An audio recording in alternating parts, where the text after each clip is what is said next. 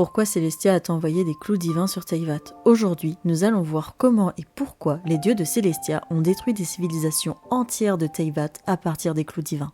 Avant toute chose, que sont les clous divins? Les clous divins sont des piliers dispersés dans les ruines antiques de Teyvat. Comme nous l'explique Naïda, ils ont la capacité de purifier et stabiliser les pouvoirs qui ne devraient pas exister, à savoir le pouvoir de l'abîme. Tous les clous divins possèdent un point commun. On les retrouve dans chaque région de Teyvat et ils ont détruit et anéanti une civilisation qui y vivait.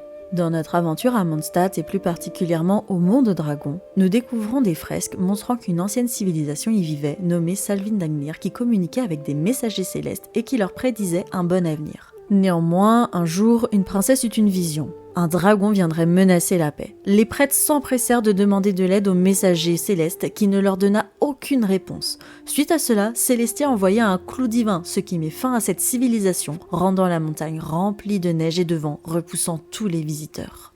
Ensuite, à Liyue et plus particulièrement dans le gouffre, un deuxième clou divin fut retrouvé. En effet, les mineurs avaient des hallucinations et c'est pourquoi aujourd'hui, le gouffre est fermé aux visiteurs.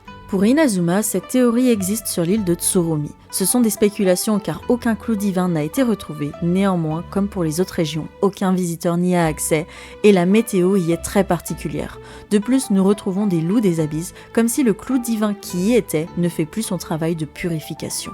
Pour Sumeru, le roi désert aurait retrouvé le clou divin au milieu du désert, puis y aurait établi une oasis. Comme toujours, cette zone est inaccessible du commun des mortels et la météo y est particulière, une oasis dans un désert. Enfin, pour Fontaine, je pense que nous retrouvons sûrement un clou divin à Remuria. C'est une ancienne civilisation de Fontaine qui a été engloutie par les eaux. À voir lors de sa sortie en 4.6. Bon, revenons à notre question de base. Pourquoi Célestia s'amuse à envoyer des clous divins sur les civilisations les décimant? Dans un premier temps, ces civilisations auraient toutes touché au pouvoir abyssal et Célestia voulait purifier les hommes de ce danger pour éviter toute catastrophe comme il y aurait pu avoir à Khenria.